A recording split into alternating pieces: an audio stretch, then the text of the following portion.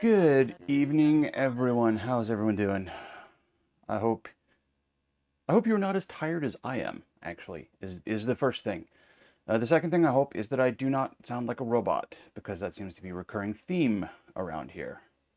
Hot, yes, very. I have two fans blowing on me from either direction, just out of shot. It is 79 Fahrenheit in the retro room. Good, good. I'm happy to not sound like a robot. Voxel Trots, thank you so much for your subversary of 17 freaking months. Thank you so much. And I still have not fixed my stupid emotes in that alert. Oh well. But yeah. Good evening. Happy Tuesday, everyone. Um, yeah, Voxel Trots was one of the first people to sub on my stream after I hit affiliate. Thank you so very much. I appreciate that. And everyone else who hangs out. Let's see. What is Amiga Gamer lying to everyone about now? Good evening. Said would be Atari or whatever's on his desk this week. What is on my desk this week? Um, it is this. It is buttons not working. Hotkeys abso-freaking-lutely failing. That's what it's doing. Fine. We switch scenes manually tonight. It's the 486. Ha ha. You thought you were looking at Amiga. You were looking at DOS. Um, this is the Boatfest 486 that I would be working on. I've had this on a couple of times. Been doing some various things. It keeps getting slightly better. Things go, yes, 486 love. We have major 486 love around here. So good evening, Retrofox, Lady Alaros, Antaeus, Jelly Be Good, Voxel Trots, Amiga Gamer, Causing Trouble, as always, Mac Apple, Sigboyu, however you're supposed to say that. I think maybe you've told me at some point and I've already forgotten because I'm a hot mess on the stream right now. But yeah, got some stuff. Got some stuff for this machine, but it's looking good. It's got a sound card. Woo, sound cards. Let me see if I can move this thing over a little bit, maybe even bring my camera in just a tad. Look at that. It's a Sound Blaster CT2260, the Vibra 16 based. I don't know if people can see that. No, you cannot cut back on Atari. This is true. So I've got that sound card in here. Underneath it, that I cannot possibly show. I'll have to stand the thing on end in a minute. I've got the Compact Flash IDE. Nope. I also have an incredibly short power cord on it for some stupid reason. I don't know. I'll swap that out. Yeah. In fact, I'm gonna shut this down because it's DOS, and I can just do that. So I'm going to pull the Sound Blaster. Now, unfortunately, the Sound Blaster is doing double duty supporting the riser card because it's supposed to have back here a bracket holding this thing. And it's also supposed to have a bracket over here to lock these cards in place, and it doesn't. And there's been a lot of stuff done and mal-done to this machine. So it's going to need some case work at some point. You can see this thing is just flopping around in the breeze, and that's so not good for that connector. But all right, so set the sound bastard aside here for a second. Not sure what you mean by nice laptop, unless you're referring to the giant case here. What brand is this? This is a Gateway. This is a Gateway 4. It's a Gateway 2000 4DX250. In fact, let me disconnect the cables here. So I'm going to want to do that anyway to move it around on the bench. Okay. Sorry, my sense of humor gets buried sometimes. I apologize. But yes, here is the machine, and it is a lovely Gateway 2000, and this is a Gold G Gateway. Gold G. Sorry, just barely fits in my camera. There's a bunch of different series of gateways, and this is the Gold G series. Gateway 2000, 40X250, Intel inside. Get a cow box. I did not get a cow box with it. I did not. Sadly, I have no cow box. But my Pentium 2 is what I refer to as a cow box gateway, because it does away with the Gold G logo and replaces it with the picture of their iconic cow shipping boxes. So that's like the second generation of gateway, and then there's the power button gateways, where they went to that vaguely triangular, three globular circles in a sort of triangular arrangement with the little power button symbol in the middle. So that's the three series of gateways that I'm familiar with.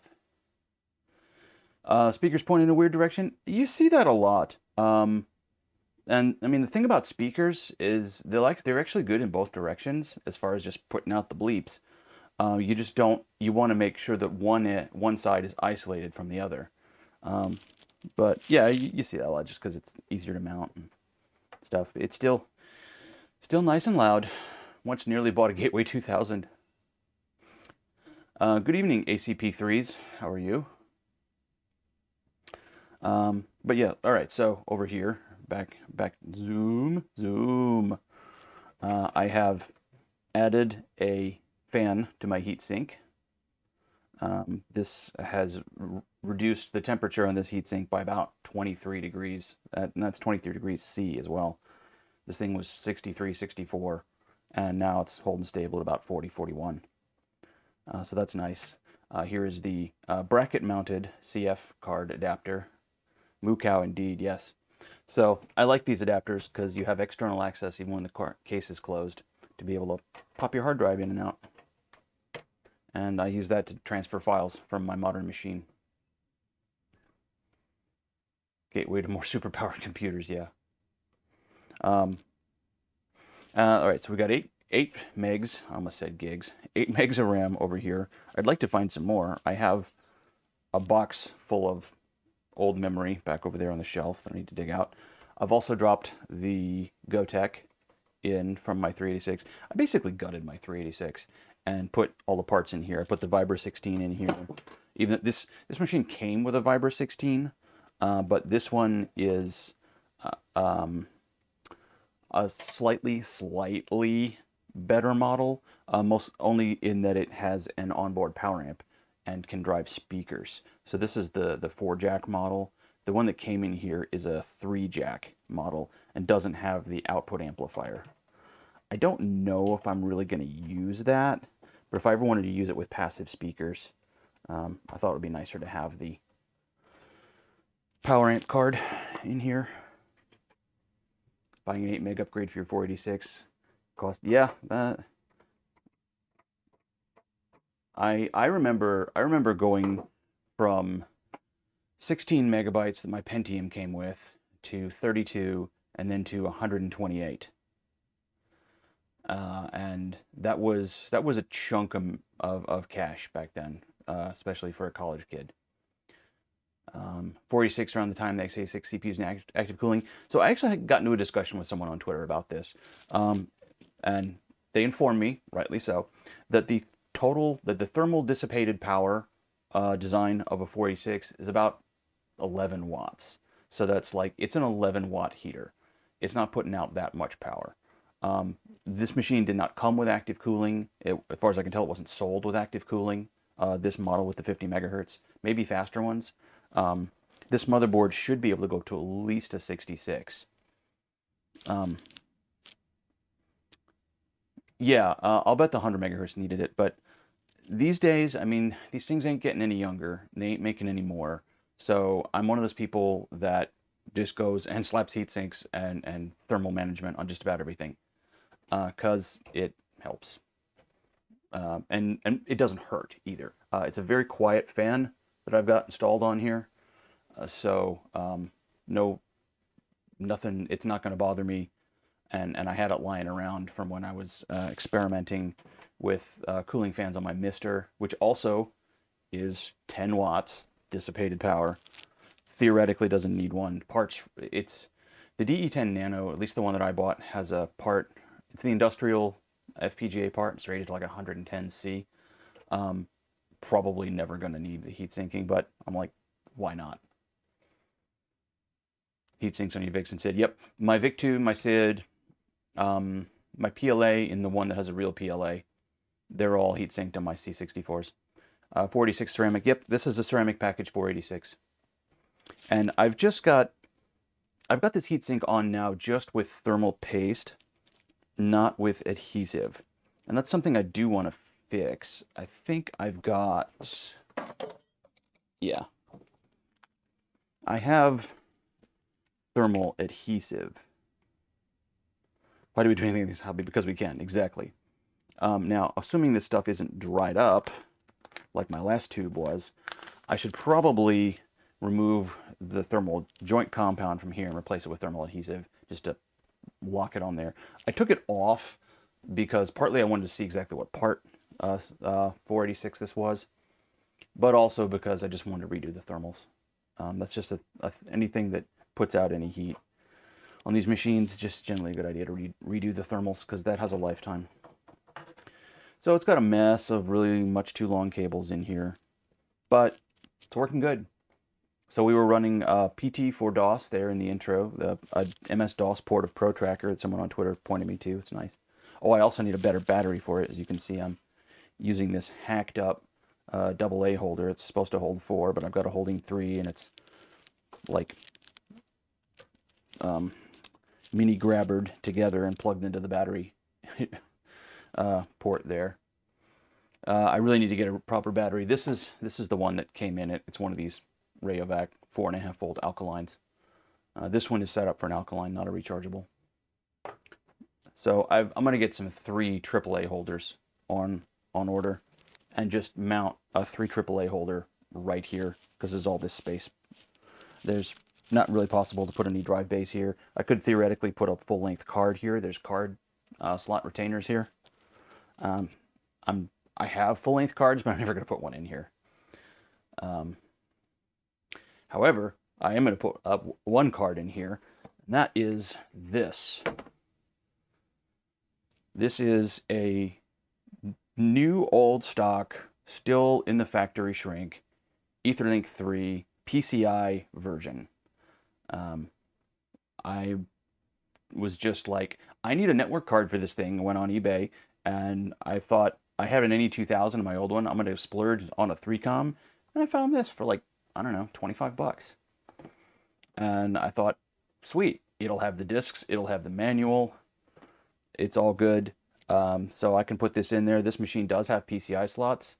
So, yeah, I'm just going to go ahead and do that right off the bat here. So everyone ready? We're going to let the 80s air out of this package.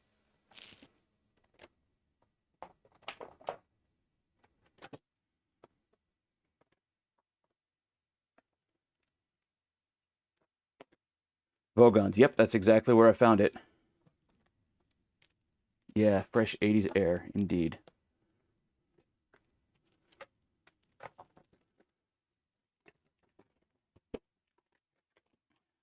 Nope, no 10 base 2, sorry. I used to do some 10 base 2 networking just for the hell of it. I have a bunch of 50 ohm coax cable, but nah, these days everything I'm gonna mess with is twisted pair.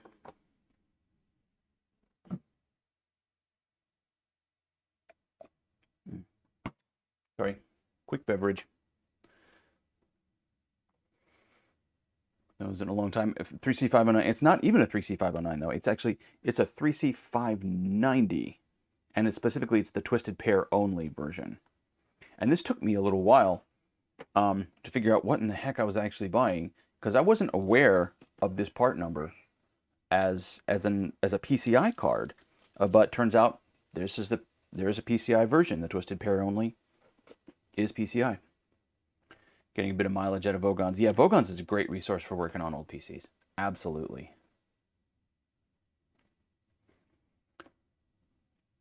Hey, Ian, how's it going?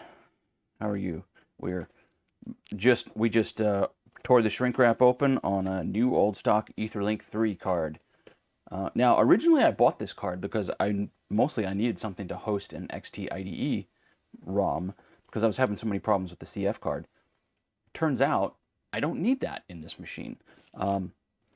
The issue is that without a battery, see, crappy battery here in the corner.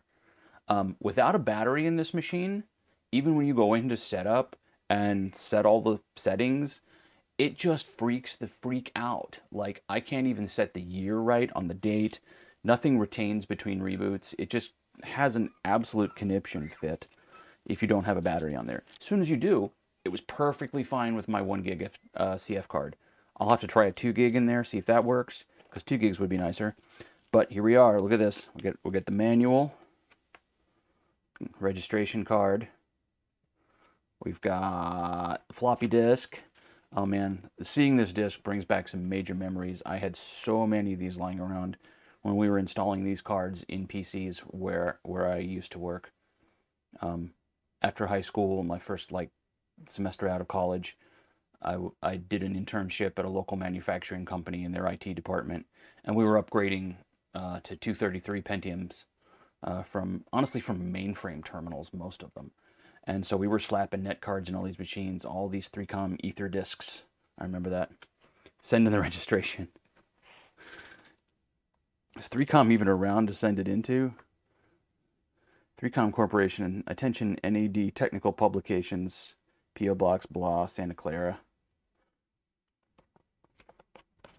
That would be fun, though. That would be fun. All right, here we are. Etherlink 3 PCI, 3C590 TPO. Rev C. I'm totally not used to PCI in a 486, but I didn't have a 486 as a kid. I jumped right from the 386 to the Pentium. Now the problem is this nonsense in here. Gonna have to do something. 3Com's bought by HP. Okay.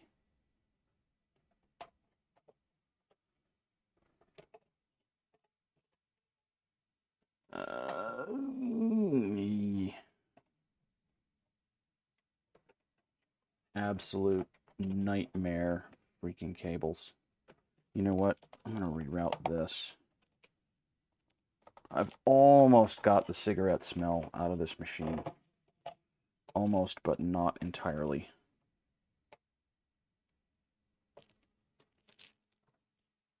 I wonder if I can stash a lot of this cable, like down here in an unused drive bay.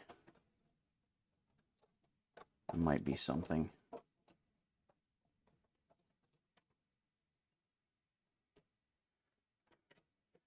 It's not all about the Pentiums tonight. It's all about the 486s. That was a passable parody, though. I am a fan of Weird Al. All right. I wish I had routed this a little differently. I think I'm going to reroute. Yeah. I think I might have to do the coffee grounds trick on this thing. If anyone's not familiar with that, basically you get yourself some ground coffee.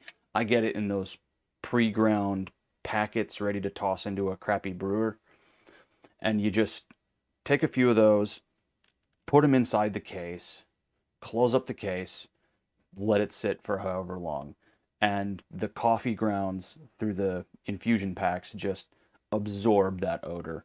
I did it to a bunch of Tandy 100 cases that had clearly been the little slip cases that had clearly belonged to a smoker, and it helped quite a bit. So might do that with this one too. Yeah, it loves plastic. It loves the PC board substrate. That's what it smells like too. And these cables. I have bathed these cables so many freaking times. Yeah, you don't need good coffee for it either. Like, I'm serious. I think I just got like Maxwell House or whatever I could find for $3 at the grocery store, and it worked. So that's routed more or less. So I think that'll give us enough space to put the card in. This card is a bit of a chunker, not gonna lie.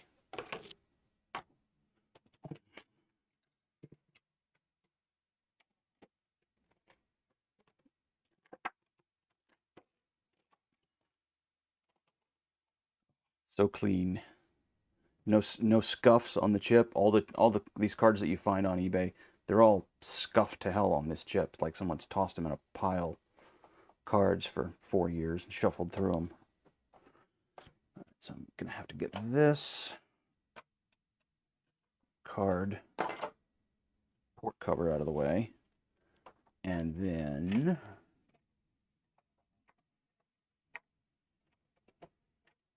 yeah.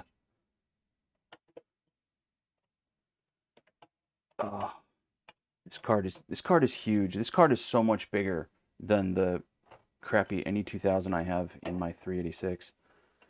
I don't even know if I'm gonna be able to get it in here with all these cables. I might need to get better ribbon cables. Like someone mentioned, the rounded ribbon cables. I might need to get some of those for this box.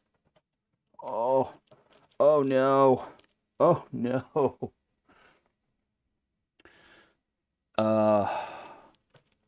Runs into the optical drive. Just trying to get the flipping card in place.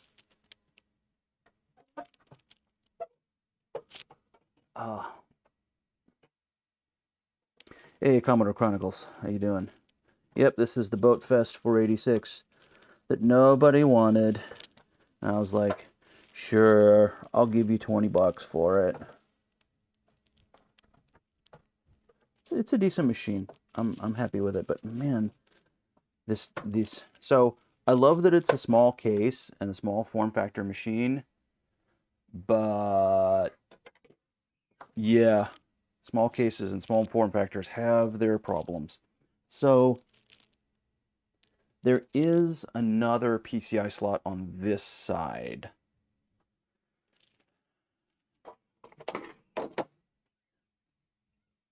Get the Dremel? No. There will be no dremeling on this channel. I mean, unless I actually need to Dremel something, I guess. I don't know. All right, let's see if I can reshuffle some cards. Because this, whoa, yeah, just like throw sound cards out of the machine, Josh. Way to go.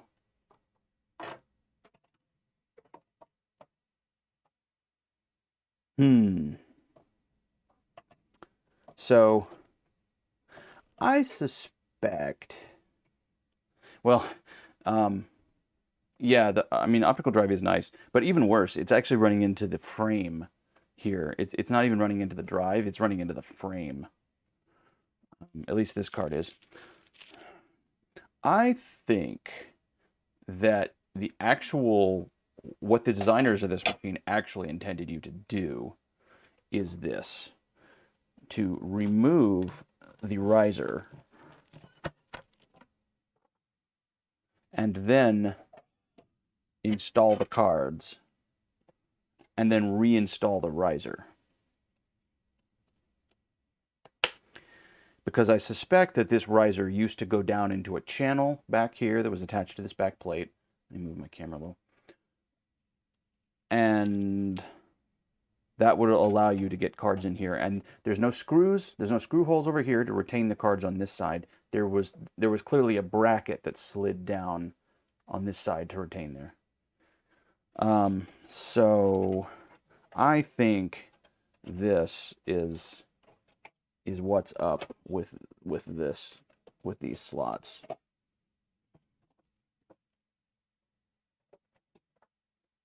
Let me see if I can get this thing reinstalled.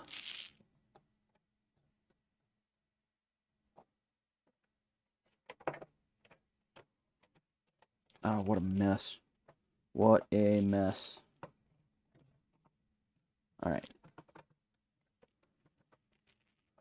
That's in.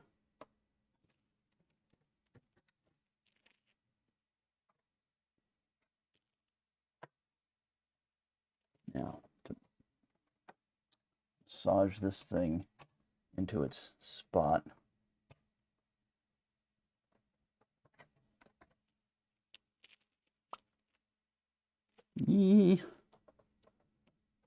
This is not easy. All right, that's not working. This is not happening. Yes, definitely cable management hell. All right. So, hey, we just drew blood. That's fun. I don't even know what I jabbed myself on this side. Oh, look at these guys. Yep. Your capacitor leads are sharp. All right, so fine. We will put the sound blaster. God. Not gonna be anything left of this machine by the time I'm done with it. Cases are sharp. Cases are very sharp. Much sharper than me, that's for sure.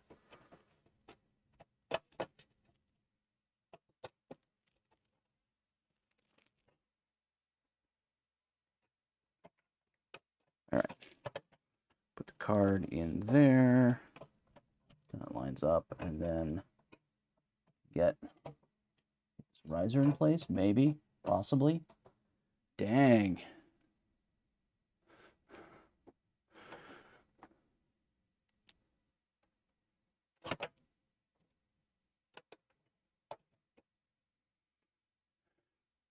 Yeah.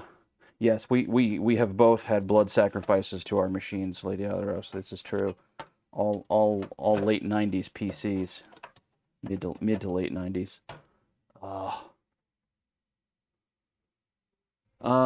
Oh, yeah, it absolutely does limit the cards you can get away with on this side. It's super annoying.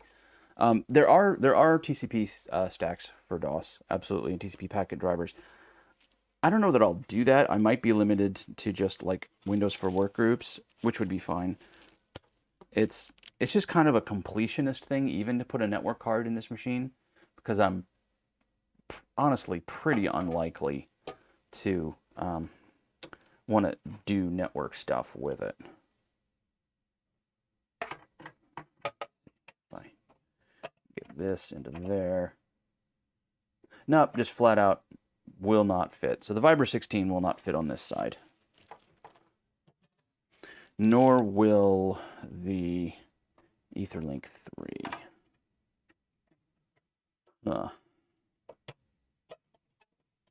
Unless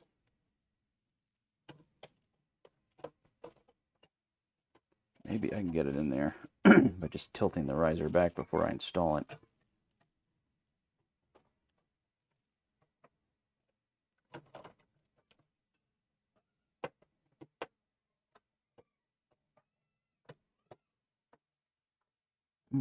I'm getting kind of close.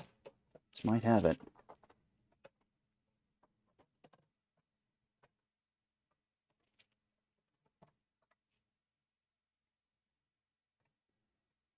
Proprietary Gateway cards for their machines. I don't know if Gateway had any proprietary network cards or even like branded cards. I mean, my dad used to work for the university here, and they were a Gateway shop. And I know we had a big beefy 486. I think it was a 66 because I used to play Descent on it. And it absolutely had a net card, but I can't remember what it was. I suspect it was just either a 3Com or a Novell rebrand. Yeah, DOS 6.22. Unless you want to go with DOS 6.2 because you prefer the original stacker to the double space drivers, or PC DOS 7. It's another excellent choice. But yeah, this card is like 3 millimeters too long in this direction to go into this slot, and it looks like it's just ground plane, and like I could just cut that right off there with a hacksaw. But no. All right. I might have to find a smaller network card. Or leave the network card out. I don't know. Like I said, this machine doesn't really need one. And the NE2000 I have in my 386 is much smaller.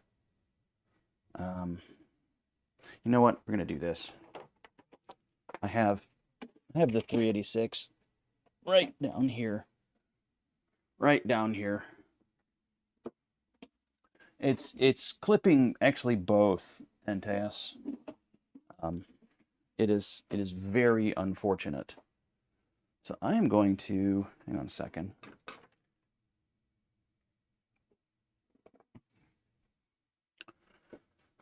Token ring, yeah. No, I think I'm going to yank the small little NE2000 out of this 386, pop it into the 486, and then I can just use this. No, I can't use it. God, it's a PCI card. I can't use it in a 386. Ooey. Hmm.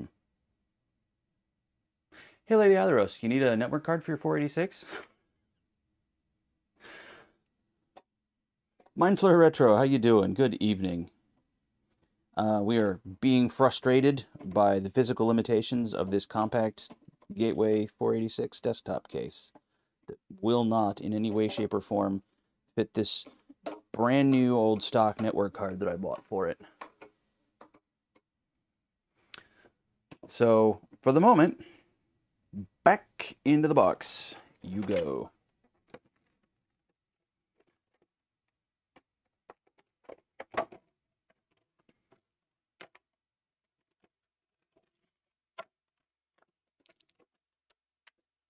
All right, well, there's our first sad trombones for the evening.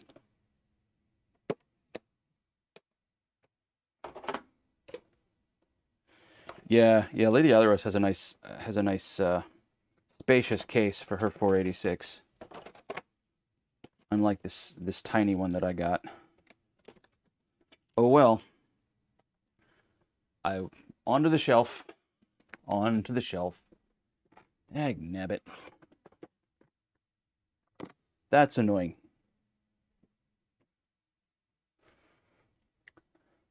Yeah, I'm going to need to track down a smaller PCI card that I can put here in this side. Because I can't use the PCI slot here, because I need that for the ISA slot.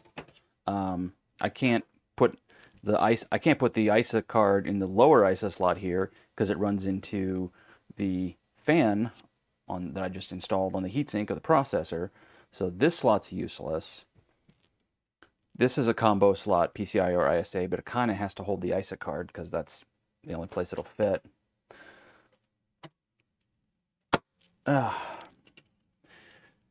Bummer.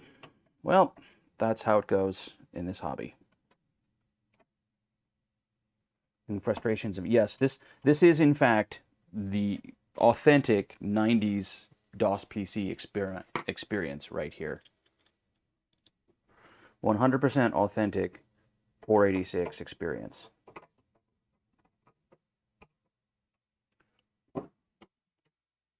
Ooey. But there it is. All right, so 386 back down.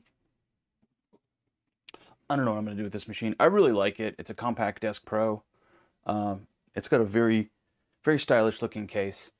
I really don't need two DOS PCs though, which means I'll probably get rid of it and hold on to the 486.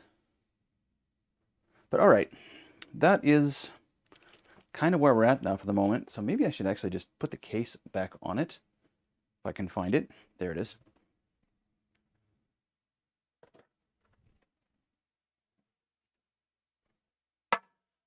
Have to be trimmed off the network card. It's kind of unclear whether it's like 5 millimeters or more to clear this area here. But I can get a smaller card. There's no point in butchering a brand new 3Com card. I can find a low profile network card. They absolutely made them. So take the fan off the top of the heatsink sideways, and I just screwed this thing down.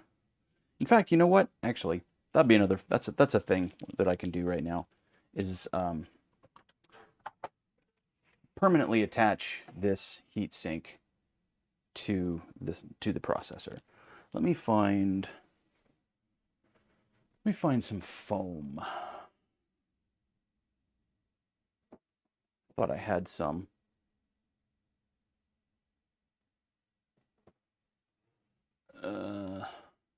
Come on. I know I got some anti-static foam around here somewhere.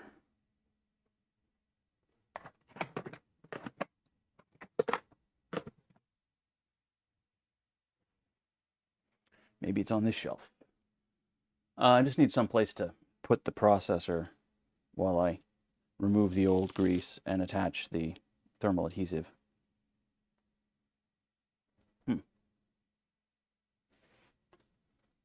You're told to go to bed. All right. Good night, Antaeus. 5.09 millimeters. Why?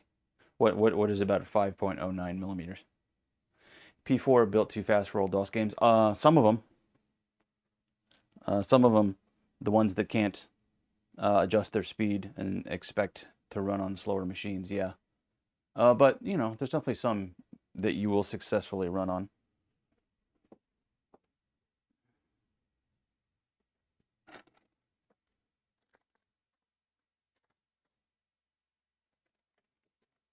Yep. I had a small piece of anti-static foam around, and I can't, well, this is not anti-static, though. Well, all right, here we go. This is how we do this. This is the cheap and crap way. I just need someplace to put the chip physically, so this will do. P3 is a more sensible build. The P3 is a more sensible build than a Pentium 4 anyway, because the Pentium 4 is just such a lousy chip. I've got a Pentium 2 that I use for DOS demos and Windows 95, and it runs really well. It's a 450 machine. Whoops. Buttons all over my scaler. Oh no. I put my scaler into a bad mode. Crap. I'll have to power cycle it. All right. So let's get this. All right, I think I have all the things I need.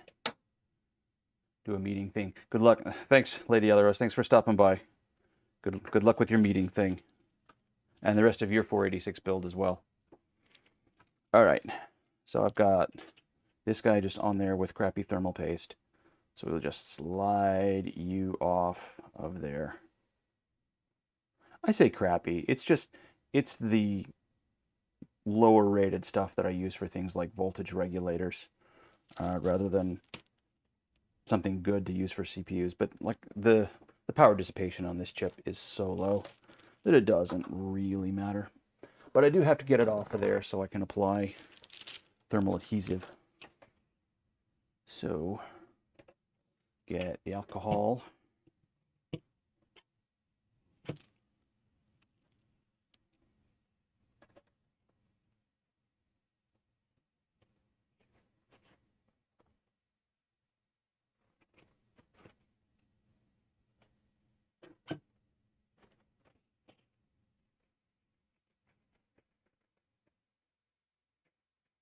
And clean all that off of there.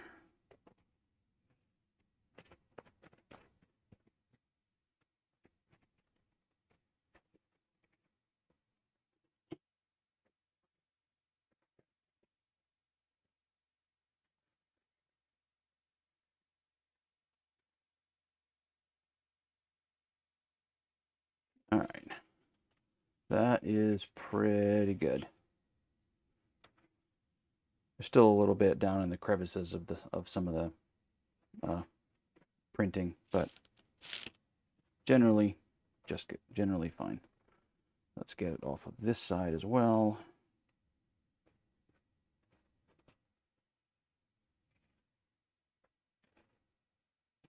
Man, I really glopped this stuff on there.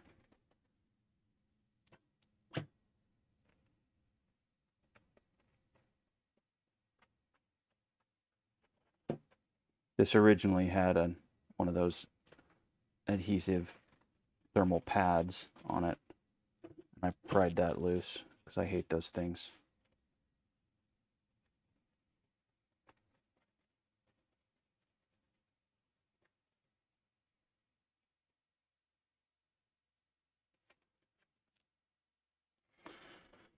Okay, get a Kim wipe, finish up. A nice little lint free.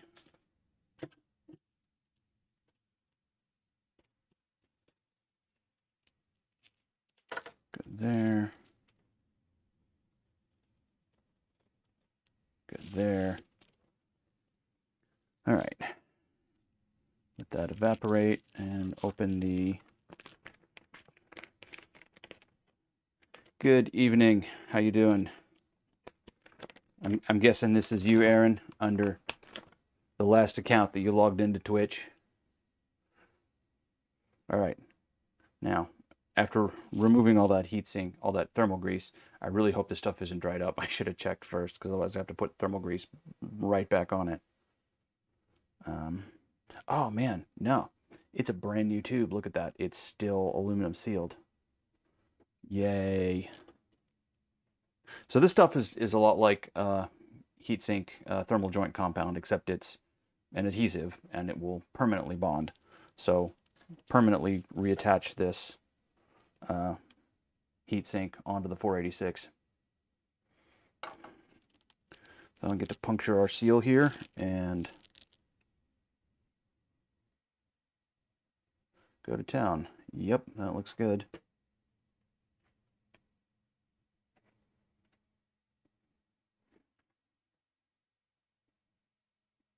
All right, I'm going to try applying with a cotton bud.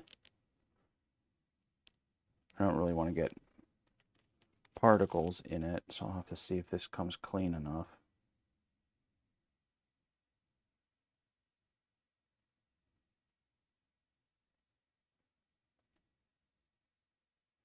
Yeah, you know what? I'm just gonna use my finger. It's just how it's going tonight.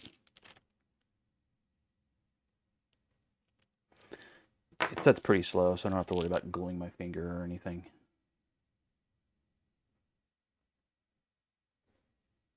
I do want to get a pretty even coat as much as I can.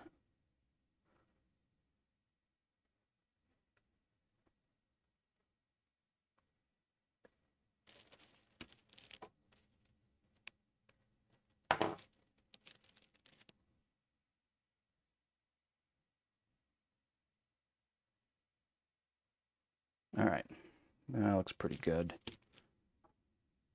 Fresh paste, yes, adhesive actually. I'm just going to go ahead and perma-bond this sucker back on there.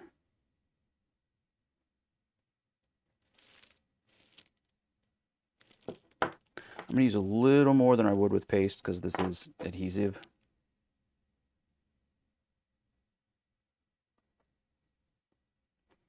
But I'm spreading it pretty thin.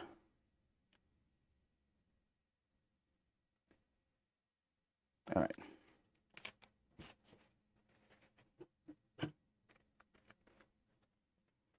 Some more alcohol, get this gunk off my fingers.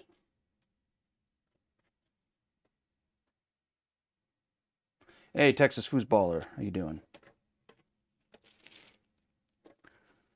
Alrighty, now the index pin is here. Make sure I got that lined up. Yep, CPU index pin is there.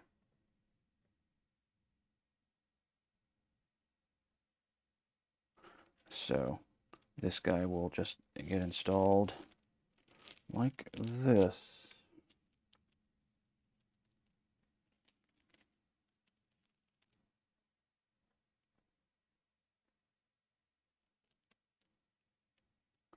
All right, I'm just going to make sure I didn't smear any on any of the pins or generally goof up the chip, which I don't think I did.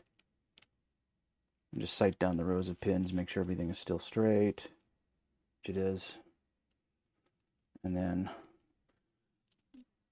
it's always a little bit nerve-wracking working on these things because you can insert a 486 any old way you want to in that socket and it'll go in. Then you fry your machine.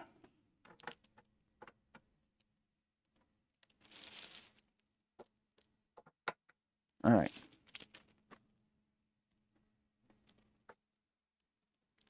That's in.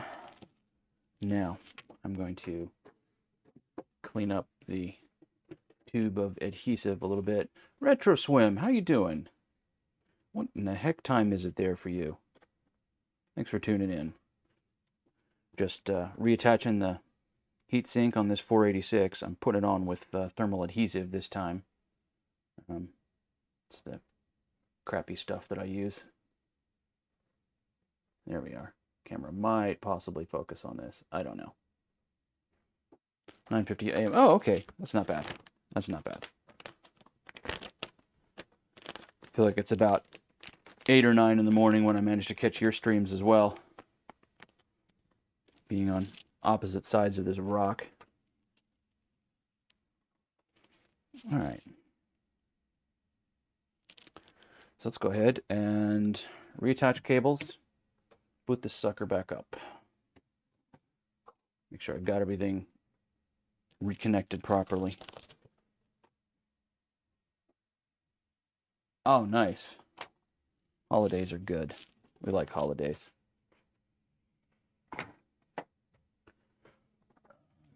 All right. This is a ludicrously short power cable, and I'm going to replace it with something less ludicrous.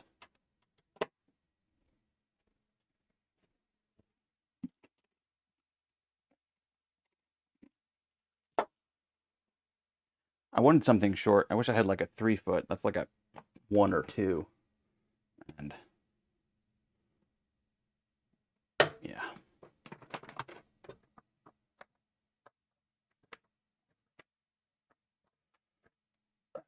Power supply reconnected. Get the sound reconnected. Mouse. Keyboard. I have the proper keyboard for this. It came with the machine. I just haven't done anything with it because it's a little grody. All right, VGA. Scaler is good. Let me switch back over to this proper scene.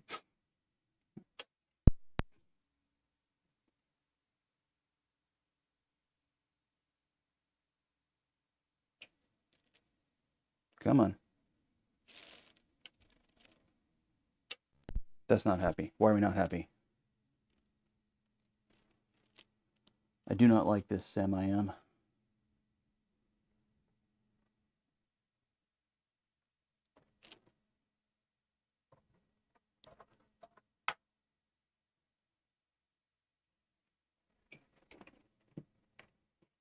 I'm going to power cycle my scaler here real quick.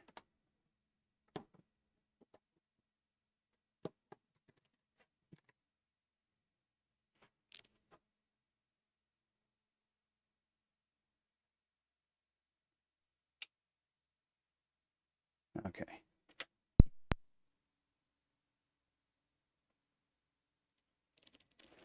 I don't know if I'm being too cautious and it just needs a minute more to boot up, or if something's really wrong. There we go. Yeah, it doesn't beep at this point yet. That's the beep.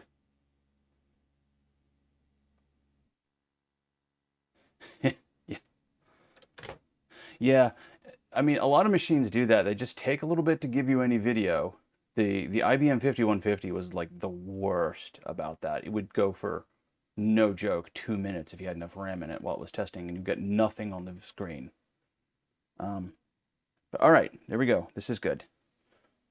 Can I get into the... Oh, bloody hell. So, in the process of knocking things around here, I have managed to hit the keys on this scaler to activate executive mode. Oh, okay, good. Which basically disables the front panel. That's what this means. Let's see. Well, actually, that looks okay. Looks okay on the stream. It's cut off on my monitor, but it looks fine on the stream. So that's good. So a couple of things I did want to try. Someone recommended, I think it was you, Ian, iPlay, Inertia Player. Let's see if I can get this to work. iSetup. All right. Select sound device. Sound Blaster 16. Advanced setup, mixing speed. Let's mix it 22 kilohertz. Port 220. RQ5, DMA 1, done.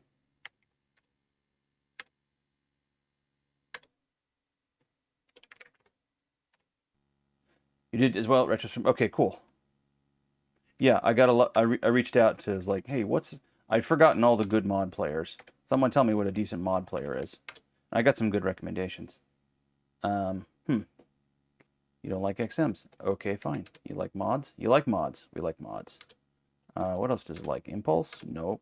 Not happy with Impulse. Or Fast Tracker. Oh, you're not going to find anything in my Drive A.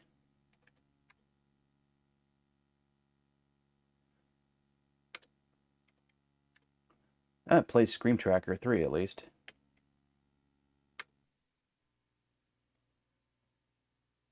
Maybe.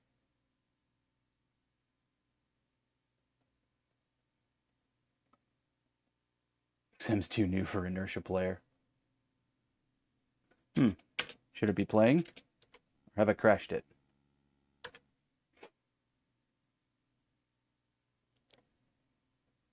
I need to use the 16-bit DMA. Okay.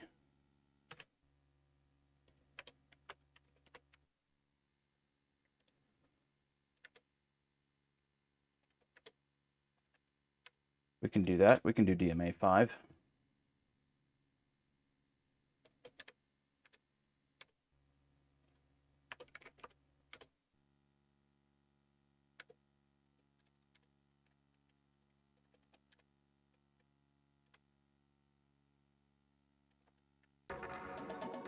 There we go.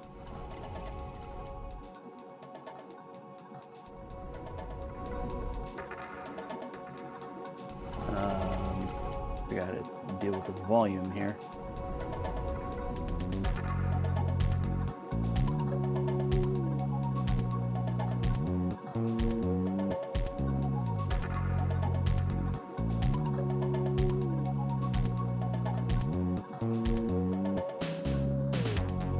I like the scopes anyway.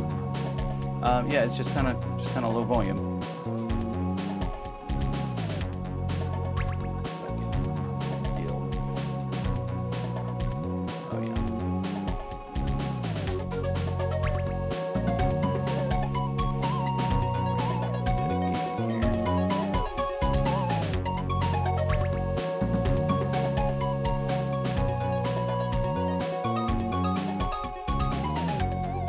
All right, this is the soundtrack for Future Crew's Fish Trail, which was an Assembly 94 invitation.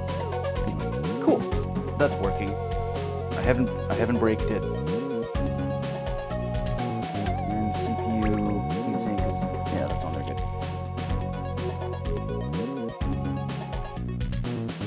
All right, let's do this. Here's F1. That's the help screen. All right, there we go. Assembly 94 CD edition. Oh, wow. Okay, yeah, this is old, isn't it?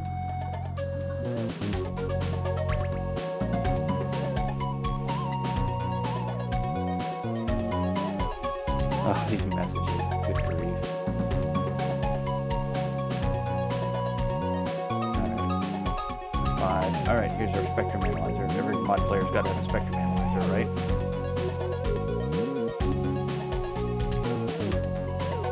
Oh, okay, panning. I've got my panning stuff more or less handled by plugins in OBS. That's cool. All right, what was the other thing I wanted to take a look at? Oh, dual DMP. Let's see if DMP32 will run. Could not load sound driver. Let's see, is there a setup I have to do?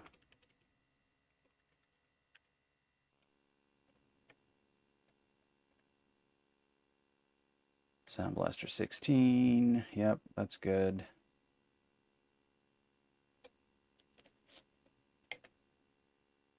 How to buy DSM, go back in time. All right.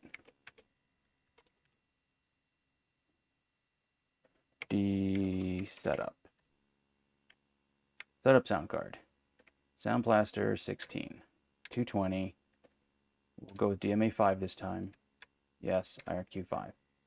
Amplification, none. I can handle amplification myself. Stereo. Let's mix it 32 kilohertz. This machine should be able to handle it.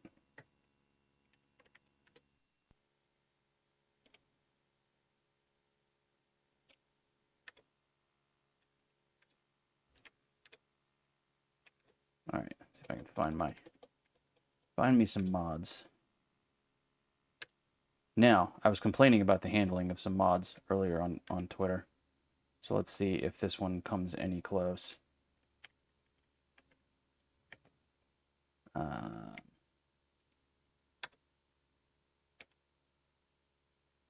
Let's see, spacer insert select. All right, there we go. See if this works.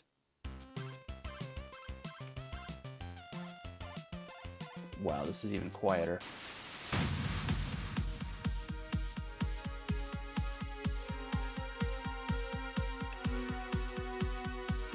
Nope, totally bugged.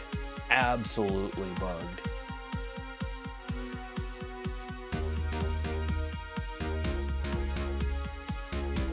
Super quiet. I should have selected some amplification.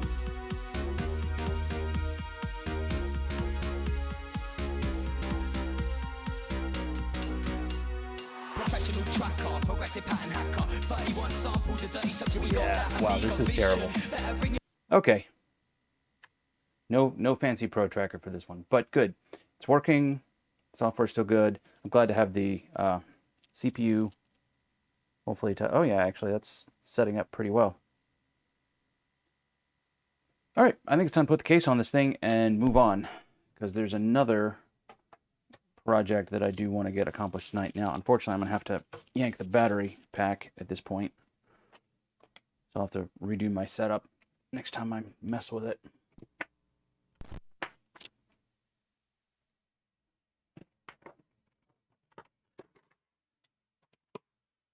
This guy has been on the bench for a little while, and it's time that it gives the bench up. So other machines need the bench. Stop hogging it.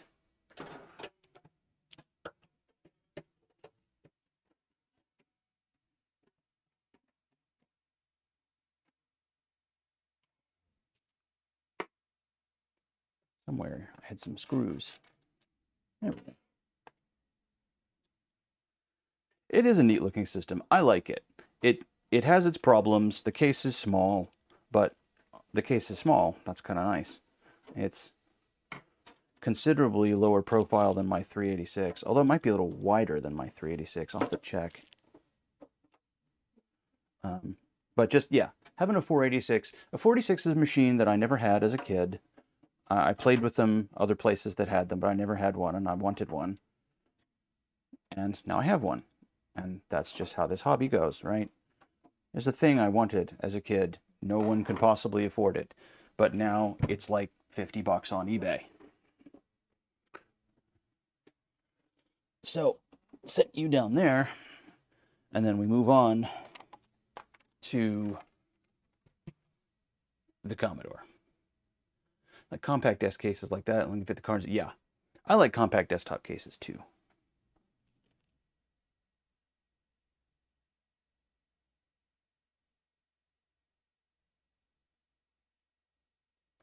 All right, so when last we left the Commodore, see, I don't need this or this.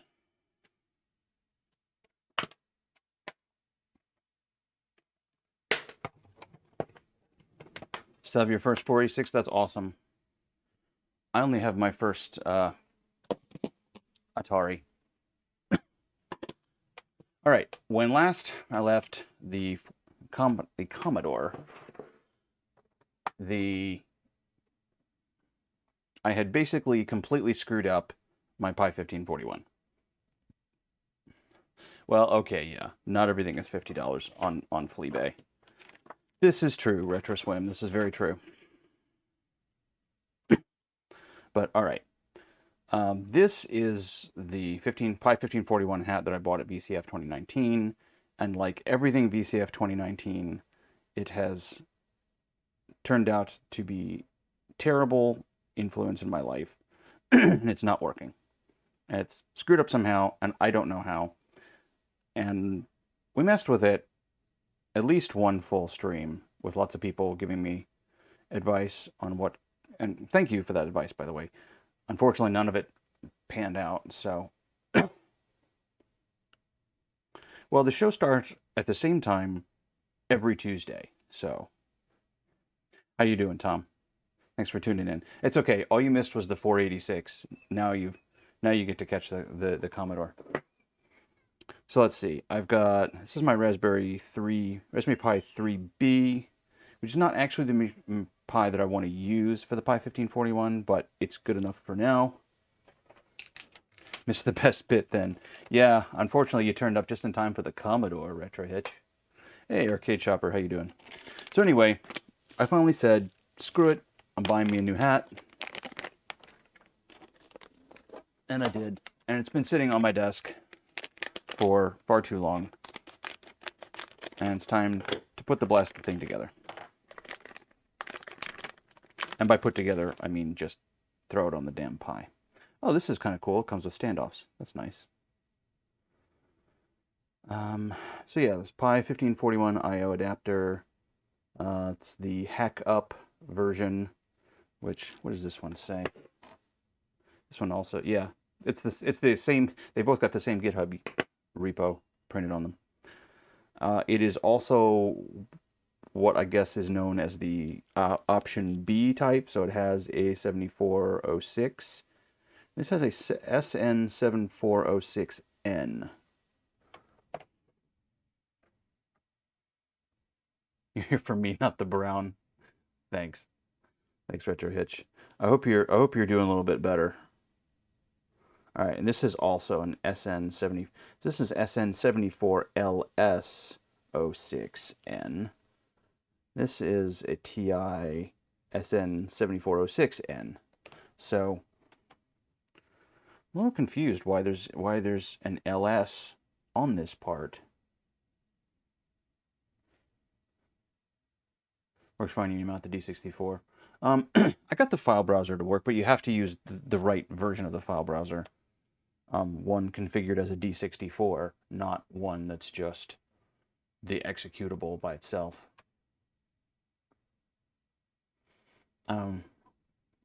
Yeah, so now that I think about it, it's like, why in the world would I expect a SN74LS06N to work on this? It really should be a proper 7406, which this has. But anyway, and it has the OLED screen, which came separate. So we'll just have to install that. Let's see. I think the silk screen on here is marked. Power SCL SDA. Ground VCC SCL SDA.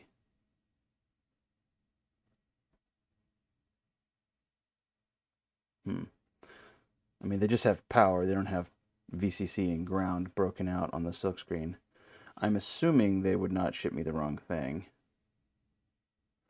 VCC, I'm just looking at the pin.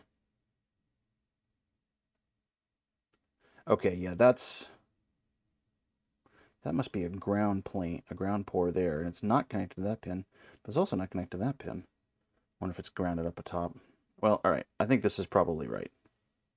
I'm going to assume that they just sent me the correct display, because you can get these displays wired in multiple different ways. And it just sort of flops around in there right now. I'll have to attach it a little better. A Commodore room, yeah.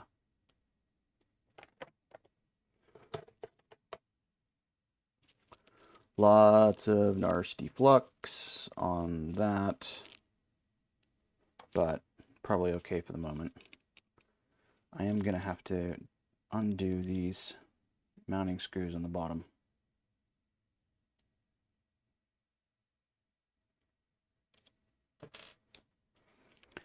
And the Commodore versus Spectrum fight erupts in the chat, as we expect it to.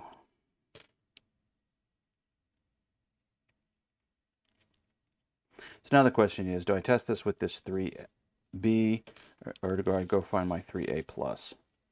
I think for right now, I'm just going to test it with the B, because I think that's what I probably have the card configured for.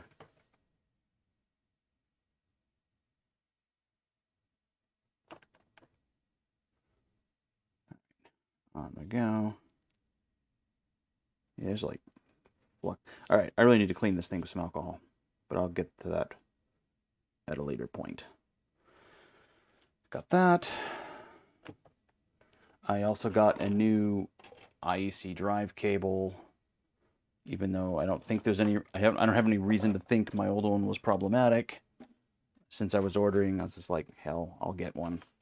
All right, so I'm gonna disconnect the Ultimate 2. My first Pi 1541. No, actually, I had one for a long time, and it used this hat. And then one day, I'm a Patreon supporter of the guy who maintains and authored the Pi 1541 software. So I get beta releases and early test versions through his Patreon. He threw out a version to test. I was just like, cool, I'll test it. I threw it on here, it didn't work. I was like, oh, that's no good. And I was like, the old version worked, right? So I put the old version on it. That didn't work. And I put a different old version on. That didn't work. And I swapped Pis, and that didn't work. And I tested all the parts and replaced the 7406, and nothing freaking worked. It was just completely dead. So I have this. Here's the other one. So I just bought this one. This 1541 Ultimate 2 is actually on loan to me. In case you're wondering, why on earth, if you have a 1541 Ultimate, would you be building a Pi 1541? And that's why. I have actually bought a Pi 1541, the new version that Gideon has come up with the replacement FPGA part, but that's probably not going to ship until the end of August. Ever make it run CRT files a few years ago and found it useful? I don't think it'll run CRT files, but I don't really care because I have a Kung Fu Flash. And this is the absolute bee's knees for running CRT files. For running most things, honestly, except like multi-load games or demos.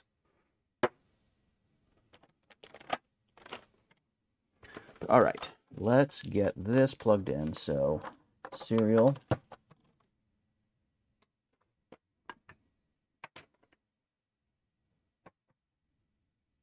You sold the C64 instead of buying a Kung Fu Flash. I mean, that is one way to solve it, I suppose. Don't need to worry about a Kung Fu Flash if you don't own a Commodore. All right, it's plugged in there. I got to find all the rest of the cables. You actually, a thing you own, you actually use, Bald Engineer. That's astounding. We will have to remember this day.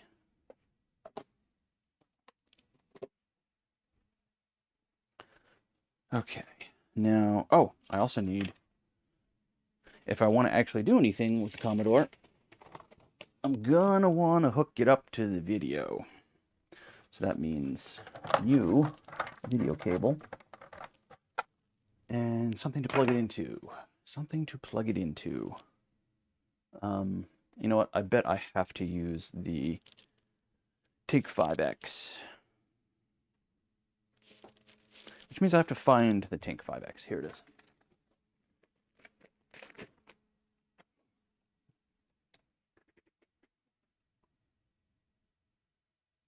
Now, I need yet another USB power cable.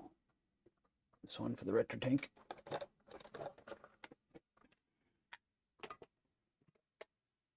Oh, that's right. You did buy that MSX. Not a machine I've ever... Well, that's not true. I've used an MSX at one computer show. Maybe it was Vintage Computer Festival Southeast. Someone had an MSX set up and a X68000 set up as well. Those are kind of fun. I don't think I'd really want to own one. But who knows? All right, so at this point, I'm trying to look at all the inputs. I'm actually missing an input cable here. I should be able to hook up multiple things. So let me just grab another HDMI cable real quick.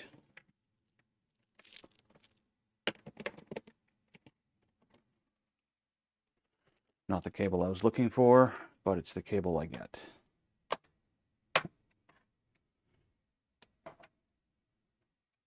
To reprogram one of those chips? No idea, Tom.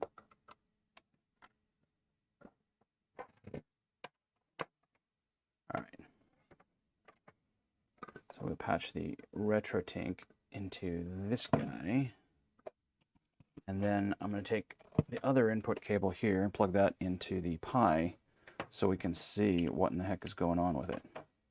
So now, if I power this up, I should get the Pi 1541 interface. Let's find out.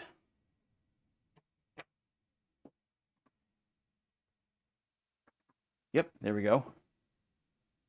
And a Metal Gear and one of the system where it began. Oh, good enough reason. Loading font ROM, charge in. Okay. Didn't feel like it should take that long to do that, but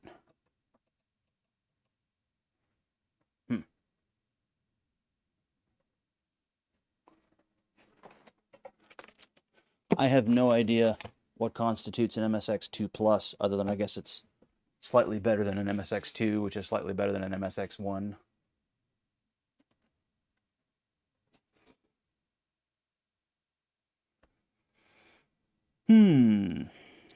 Might have to reload the software on this SD card. I might have screwed around with this to the point where it is now unstable. 9938. Plus, I want to say, has a 9958. Is that the CRT controller?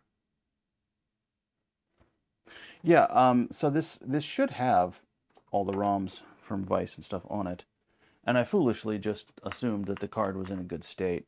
So now I'm going to have to wander off camera and screw around with this, leave you all here for a moment.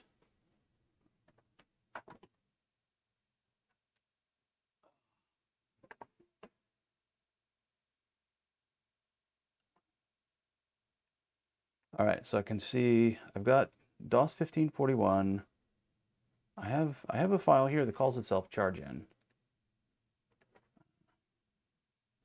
But let's just go and get the latest release of the software. Download the Pi 3 version.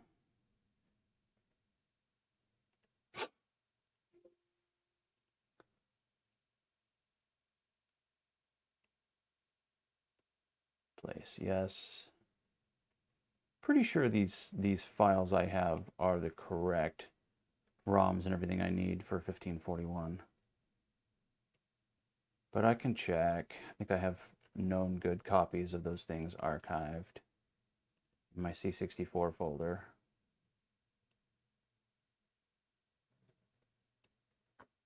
DOS 1541. Sorry, I know this is riveting stream right now as I compare CRCs. No, they are different. All right, so let me copy over that file and charge in. I don't need the basic or the kernel.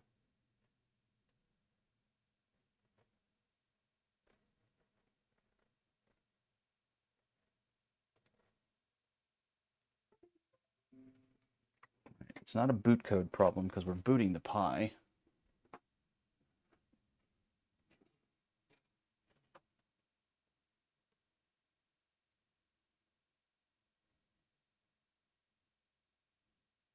Lightning bolt in the corner of the screen. Oh, this is a 3 amp supply.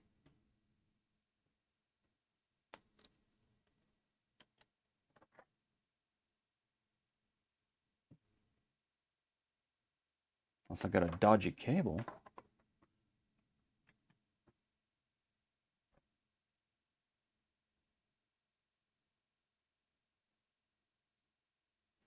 But yeah, you're right. Why the hell is that? This is my good supply. All right, maybe it's a dodgy cable. Let's try that.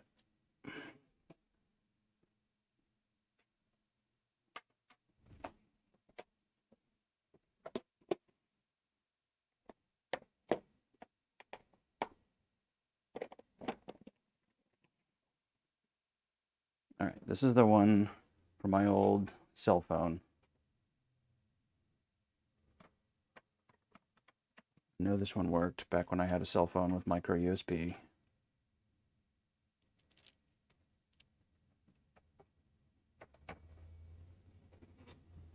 Come on. Nope, still got it. Why? Oh, no, wait, it went away.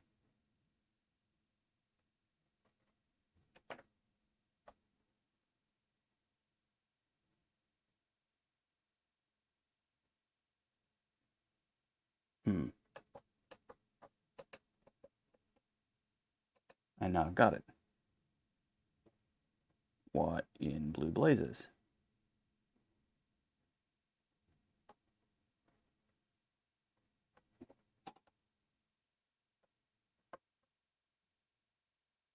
Yeah, it came back, and then it went away.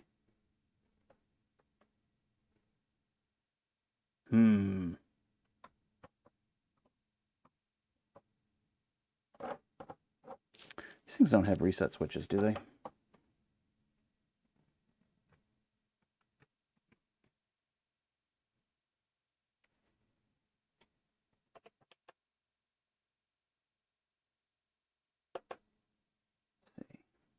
That's what I want for the C64.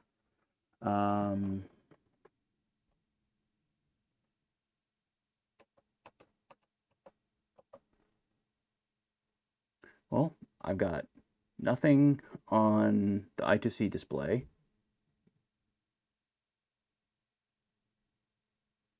And the format the SD card and start again. Yeah, I could do that. I could just go all the way back, restart everything. Before I do that, though, I want to try this with the Pi 3A. Let me see if I can find that damn device.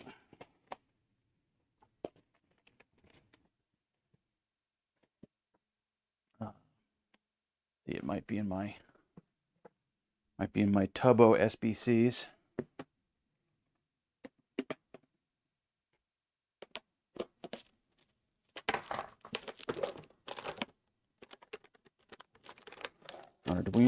Arduino, Pi. There we are.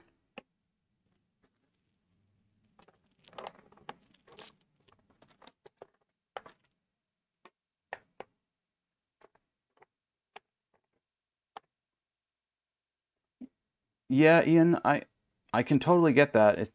I'm very surprised because this is literally my really good 3 amp bought specifically for the Pi 3 power supply.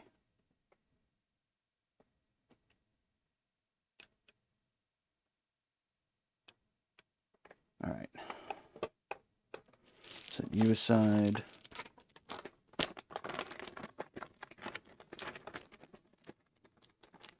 This is the Pi 3A Plus that I specifically bought for use as a Pi 1541 because it's the fastest one, and it's the one that's fast enough to actually emulate the drive and run demos, things like the Sparkle track loader.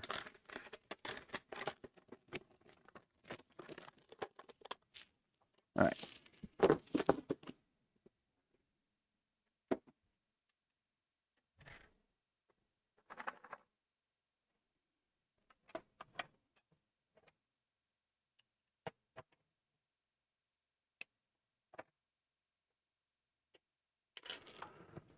What do I do with that SD card? There we are. But yeah, I mean, I screwed around with this stuff for so long back when I was having the problems that it is possible that I could have left the SD card in a bad state. I don't really know how because I just, well, I guess I could just reformat it. Okay, here we go.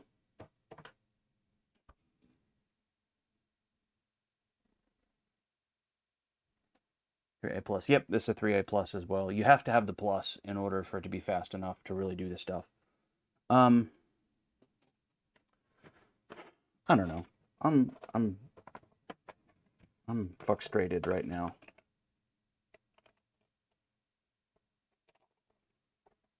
Plug this in. Let's take a look and see what happens when we just turn on the C64. Sometimes I like my old one until I turned on the C64. Nothing worked. Oh, right. These things generally work better when you plug in the power supply.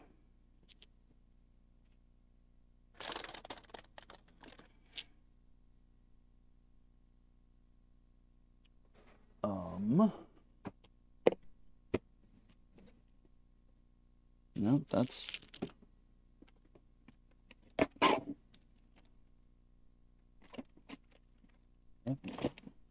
Nothing in there but a Spectrum.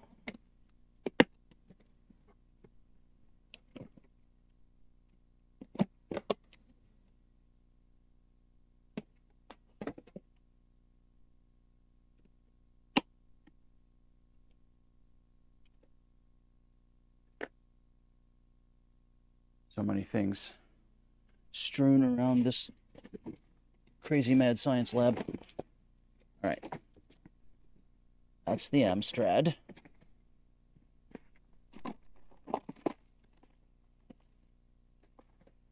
That's a 1571 disk drive.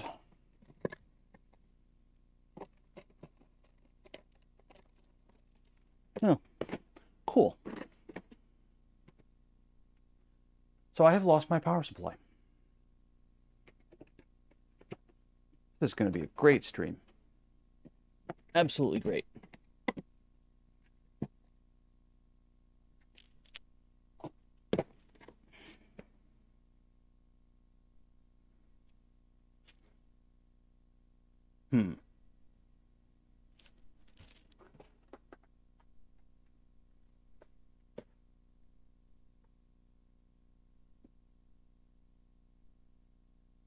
All right, so I know the power supply I'm looking for is actually the vintage one, because the modern one I have at my office at work to run the Commodore that I have there.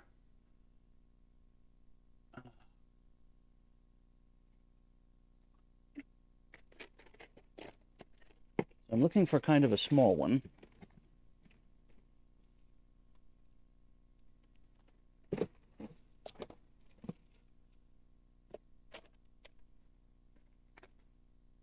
And clearly I've gone and put it somewhere stupid.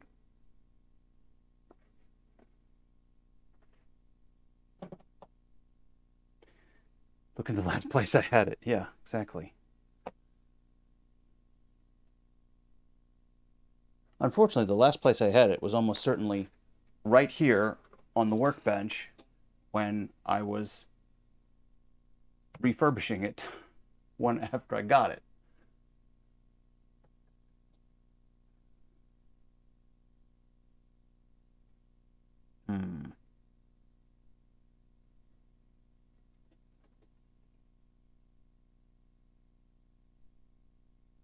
Like, really, if it's not in the tub for Commodore stuff, and it's not on this shelf right next to me that I'm looking through, I have no idea where it could possibly be other than those two places.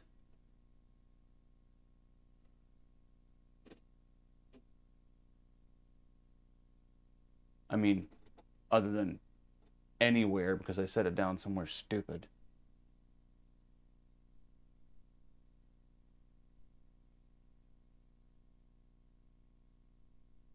I can't believe it's not in the tub with the rest of my Commodore stuff. That's so annoying. Because I have, yeah, because I have all this, I have all my stuff. Like I bought. Hey, you. I'm gonna get my mods to time out. Get my mods to time you out there. I bought like fun stuff like this backbit Genesister.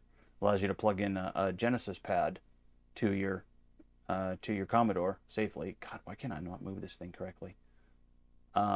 This takes the place of the 2-bit, so you can just switch between port 1, port 2, and it allows you to safely plug in a Genesis pad and do fun things with it. So it's like, you know, I've got all the stuff waiting to do Commodore things, and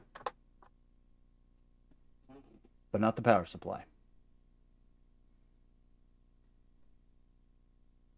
But I did actually check the Atari box, because thinking, what stupid places could I have put this? In the tub with the Ataris? Maybe. Nope. Oh, that's really annoying. Well, this might be a short stream, which honestly would be fine with me because I'm exhausted. But I was kind of looking forward to playing some of the the Reset 64 Craptastic game entries. That would have been fun to play. But I'm not going to play anything without a power supply. Shoot.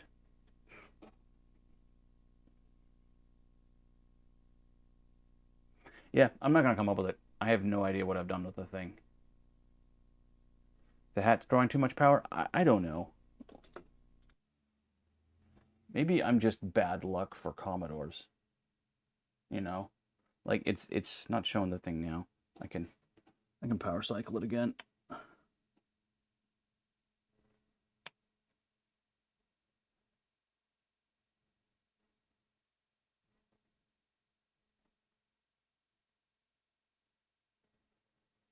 I haven't checked my config file. Maybe I have my config file screwed up. But like hardly matters if I can't run the freaking Commodore. Well, yeah, I think I'm just gonna call it.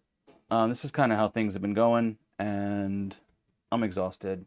I don't feel like fighting around like that. Yeah, I'll recheck the config. You know, I'll just reformat the SD card and reinstall everything from scratch and redo the config file. Turned it on after the C64 was on.